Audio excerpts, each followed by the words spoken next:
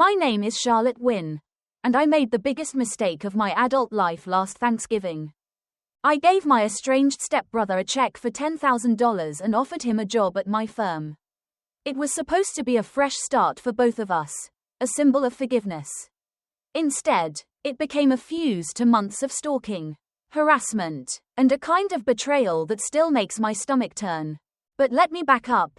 I grew up in the suburbs of Cincinnati, Ohio, in a 2-story tan house that always smelled like Pine Sol and microwave chicken nuggets.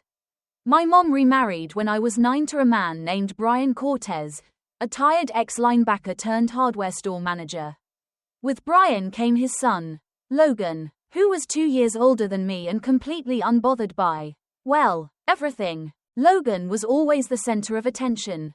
The golden boy. Teachers gave him endless second chances. And my mom practically worshipped him. When he barely scraped by with D's in school, he got an ice cream cake. When I brought home straight A's, I got told I was trying too hard and needed to be more like Logan. I swallowed it all, assuming one day it would pay off. That one day, the effort would be worth something. I was wrong, but not in the way you think. I left home at 17 after getting early admission into a university out in Oregon. I packed everything I owned into a used Mazda and never looked back. No phone calls, no birthday cards. The only thing I ever did was send Logan a couple $100 every few months. Just so he wouldn't drag our mother into more debt. It wasn't generosity, it was survival.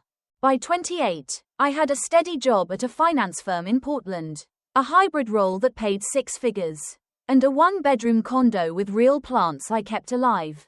I hadn't seen or spoken to my family in nearly a decade when I got the idea to visit for Thanksgiving. Why? I don't know. Maybe I wanted to show them. Maybe I still wanted some twisted version of validation. Maybe I thought if they saw the car I drove and the clothes I wore, they'd finally believe I was worth something. So, I drove down. I wore a simple sweater from Target. Jeans. Nothing flashy. But in my coat pocket, I carried 2 things. A cashier's check made out to Logan Cortez for $10 and an offer letter for a job as an assistant data analyst at my firm. Starting salary, $62 a year. With benefits. All he had to do was show up. Brian opened the door. His face looked like melted wax, older, droopier than I remembered. My mom came waddling in behind him. Lips plumped up unnaturally. Her hair dyed the same shade of panic blonde as a failing actress. To my surprise, they welcomed me in. I smiled, but my shoulders stayed stiff. I didn't expect warmth. I expected guilt, maybe a little performative interest. But things took a turn as soon as Logan stepped into the room. He looked exactly like he did at 16, except with a gut and patchy facial hair. He wore basketball shorts, even though it was snowing outside, and a t-shirt that said, "Unemployed but sexy." He greeted me with a fake yawn and a sarcastic, "Oh look, who finally decided to remember they had a family." I ignored the tone and decided to do what I came for. "I work for a finance firm," I began, trying to stay upbeat. "We're looking for data analysts." And I thought maybe, "Oh, so you're a calculator monkey in a suit. Neat." Logan interrupted. Brian snorted into his beer. My mother giggled behind her fake nails. I stared at them in silence. I hadn't driven 4 hours for this. I should have walked out, but instead, I reached into my coat pocket and slid the check onto the table. Logan stared at it, blinked, then let out a slow whistle. "That's real?" he asked. "It is," I said. "No strings. You can use it to get back on your feet. Or not. Up to you." He pocketed it without even saying thanks. And then he said it. "Bet your dead dad's rolling in his grave, seeing you play sugar mama to the family you walked out on." My dad, my real dad, died in a car accident when I was 8. Logan knew that. He knew exactly what he was saying. My fists clenched so tightly I thought my nails would draw blood. I stood up slowly. Logan flinched like he thought I'd hit him. But I just looked at him. "You were going to be given everything," I said, calm and quiet, "but you already lost it." Then I left. I wish I could say that was the end of it. I wish I could say I never saw Logan or heard from him again. But that's not how this story ends. That was just the beginning. 3 days after I handed Logan the check, I got my first anonymous phone call. I was in the middle of a Monday morning meeting when my cell phone buzzed on silent. I didn't recognize the number, so I let it go to voicemail. It happened again 15 minutes later, then again an hour after that. No messages, no texts, just silence. By the 4th call, I answered. Hello, heavy breathing, then a click. I froze. It was probably just a telemarketer. Probably. But that afternoon, my work email was flooded with over 24 subscription confirmations from dating sites, get-rich-quick schemes, and one particularly graphic adult content website. I had to explain it to IT. They laughed it off. I didn't. I went home that evening feeling itchy. Not physically, but like my privacy had been cracked open. I changed every password I had. Phone, email, even my smart thermostat. I told myself that would be the end of it. I was wrong. The next week, a woman from the front desk of my condo building called me up to say I had a delivery. When I got down there, I found a package, unmarked, but clearly expensive. Inside, a high-end espresso machine I never ordered. Attached to the box, a note that simply said, "Thought you could use a little energy boost. I didn't take it upstairs. I left it in the lobby, called the sender number on the receipt, and reported it as fraud. I couldn't prove anything, not yet, but I knew. It was Logan. It had to be. Then came the flyers. Someone had gone around taping them to every wall and elevator in my building. A cheap design, all caps text, red font. They said I was operating a front for illegal activity out of my unit. That I was under federal investigation. They had my full name, my condo number, and a blurred-out photo of me from what looked like my LinkedIn profile. The building manager pulled me aside the next morning. "Charlotte, you haven't done anything illegal, right?" she asked, her voice tight with politeness. She was doing her job, but I could feel the judgment seeping through her blouse. "No," I said firmly. "It's a personal harassment issue. I'm handling it." But I wasn't, not really, because things kept escalating. The tires on my car were slashed in the underground garage. Someone called in a noise complaint 3 nights in a row. I live alone. I don't throw parties. My neighbor, Marcy, caught someone trying to glue my mailbox shut. I kept telling myself this would pass, that if I ignored it, Logan would get bored and move on. I believed that, until he came for my job. It started with a call to our. The receptionist forwarded it to my boss, thinking it was an emergency. A man claiming to be my stepbrother told them I was mentally unstable, that I had attempted self-harm, that I had been hearing voices in the office, that I needed help. My boss, Daniel, is a good man. He called me into his office the next day, not to reprimand me, but to ask if I was okay. His voice was gentle, concerned. "Charlotte, I know this isn't true," he said, "but if someone's targeting you, I need to know." I nodded. Then I broke. Everything I had kept bottled up for weeks poured out like a cracked faucet. The emails, the packages, the flyers, the slashed tires. Daniel sat quietly, absorbing it all. When I finished, he leaned back in his chair and exhaled. "You need to document everything," he said. "Every call, every receipt, every flyer. If you can prove it's him, you can take legal action." I nodded again, but something inside me shifted that day. I'd spent weeks playing defense, weeks hoping Logan would go away. That wasn't going to happen. This wasn't about money anymore, or jealousy, or our childhood. This was war, and I was done waiting. That night, I called my mother, first time in 4 years. She answered on the second ring. "Charlotte, hey, Mom," I said. "I was just wondering how Logan's doing. I didn't get to say goodbye on Thanksgiving." She hesitated. Then the floodgates opened. Apparently, Logan was between projects. Again, still living in his old bedroom. He spent most of his time on Reddit or Discord. Had plans to start a podcast about men's issues and societal injustice, but hadn't recorded a single episode. He hadn't worked since getting fired from his job at an auto body shop 2 years ago. And you know, she said with a laugh, he still talks about how unfair it is that you got to leave. I felt bile rise in my throat. After we hung up, I stared at the ceiling for a long time. Logan was stuck, frozen in time, in the same house, in the same life, and instead of fixing it, he wanted to destroy mine. So, I decided to make him face something worse than embarrassment. I was going to make him face himself. Started small. The first thing I did was set up a new Gmail account. Not with my name. Of course. This one belonged to Catherine Lowell, a pretend freelance journalist writing for a blog called Echo Voices. The blog didn't exist, but Logan didn't need to know that. I sent him an email. Subject: a story that needs telling. Hi Logan. I came across some of your posts in a few online forums. Your thoughts on modern gender dynamics and society's double standards are incredibly compelling. I'm currently working on a series highlighting men who've been misrepresented by the system. Would love to feature you. If you're interested, we could do a phone interview or meet over Zoom. Let me know. Catherine. It took him less than 10 minutes to respond. Finally, someone who gets it. Yes, let's talk. I've got a lot to say. Of course you do, Logan. The next day, we met over Zoom. I used a deepfake voice changer and a muted stock photo avatar. I asked questions I already knew the answers to. What's your life like now? What are your goals? Why do you think people don't understand men like you?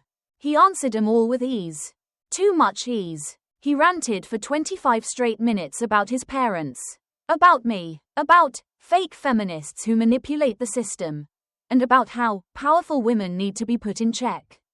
I didn't interrupt once, just listened, and recorded every second. By the end of the interview, I had something better than revenge. I had evidence, solid, undeniable, damning, not just of his harassment, but of his mindset, his obsession, his complete disconnection from reality. And now, I had a choice. I could send it to the police, to every mutual we had. Or, I could burn him in a different way. The following week, I sent an email blast. Not to his job. Not to his friends. He didn't have either. I sent it to his future. That's right. I found out he had applied to a job placement program for disenfranchised young men. I contacted the program director, attached a copy of the interview, and explained that I was the sister he had harassed, lied about, and publicly smeared. It took 1 day for Logan's application to be blacklisted.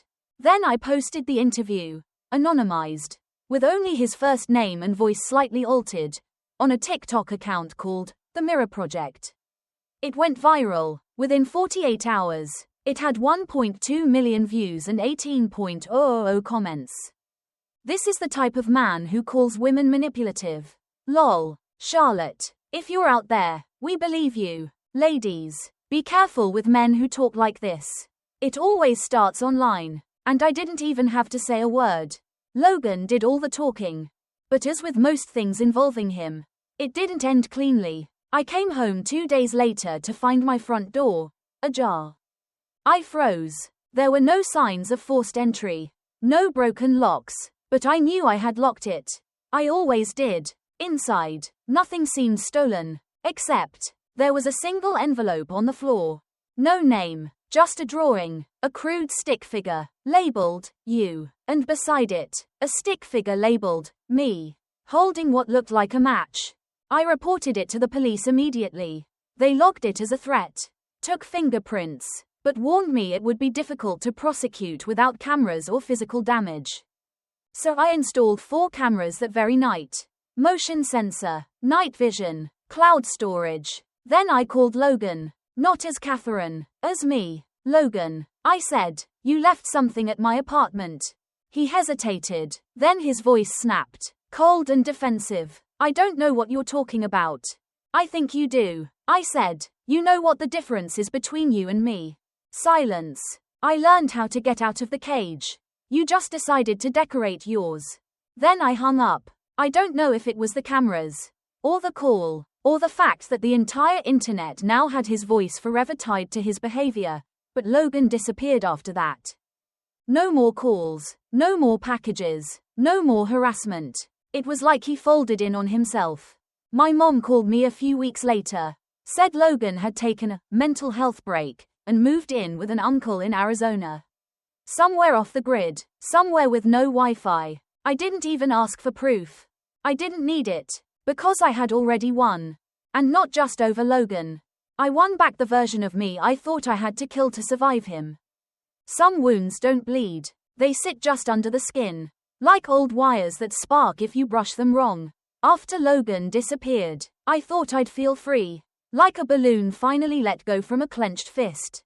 Instead, I just felt still, like someone had pressed pause on me. There were no more emails, no late-night phone calls.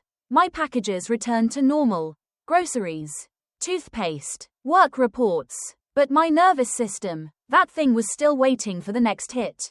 Trauma is weird like that. Even when the fire's gone, your lungs still remember the smoke. So I did something I hadn't done in years. I signed up for therapy. Not the kind where you vent or journal your feelings. I wanted the real stuff. A trauma-informed, no BS, EMDR certified therapist who didn't flinch when I told her what had happened.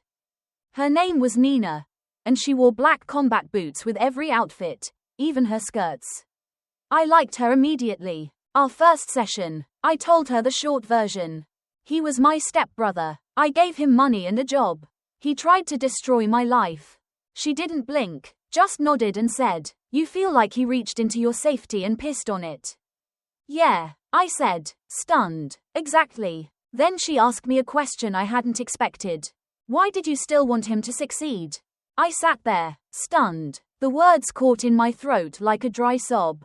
I guess, I thought if he was okay, maybe it meant none of it really happened. That we were just kids with baggage. Not whatever this became. She nodded again. "You're trying to make the past less scary by editing the present." That hit hard. In the months that followed, I started reclaiming little pieces of myself. Not all at once, not dramatically, just gently. I threw out the couch Logan had sat on during Thanksgiving.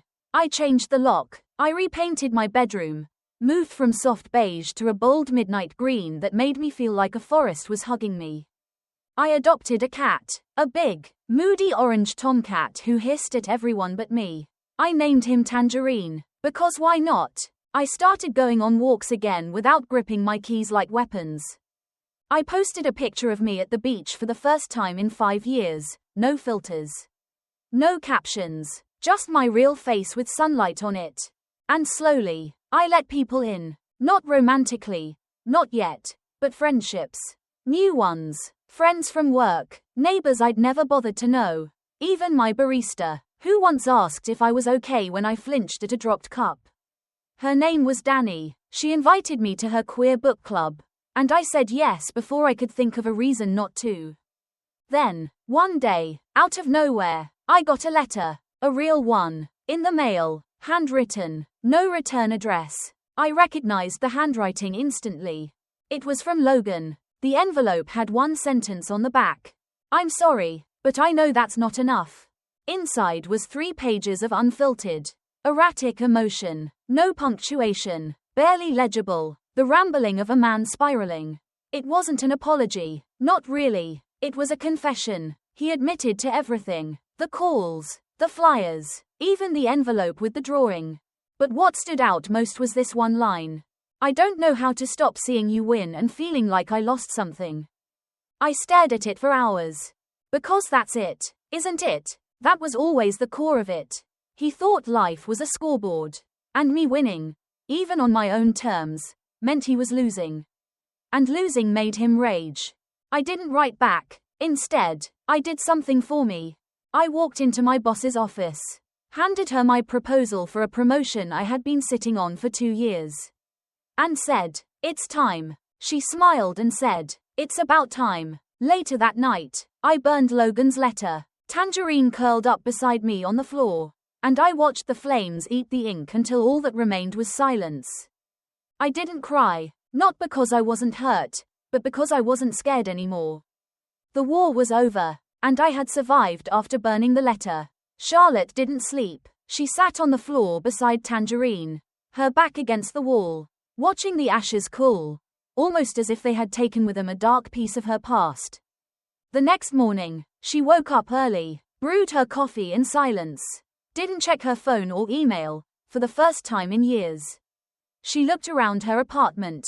It no longer felt like a defensive bunker. It felt like home, a space that was truly hers. And then she wrote. Not a work report, not an email. She wrote her story, raw and whole. No revisions, no disclaimers, just truth. The story of a woman who once thought she had to stay small to survive.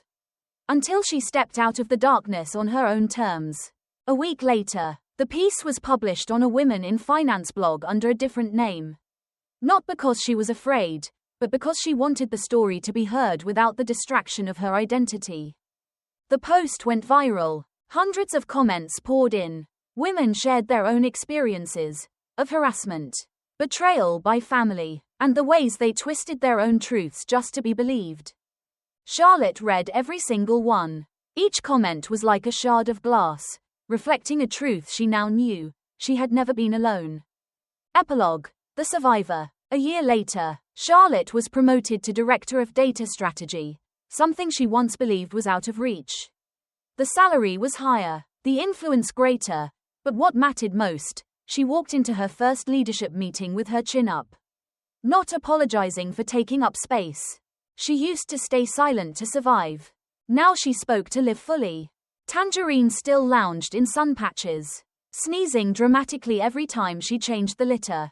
Her friendship with Danny, the barista, had grown into something more. It was slow, honest, and rooted in mutual respect. Charlotte still cherished her independence, but for the first time, it wasn't a shield, it was a choice. One afternoon, while walking through the park, she passed a group of college students debating forgiveness. One of them said, "Forgiveness is how you free yourself from anger." Charlotte smiled to herself. She wasn't sure if she had forgiven Logan, but she knew she had freed herself from him, and from the version of herself who believed she had to shrink to avoid conflict.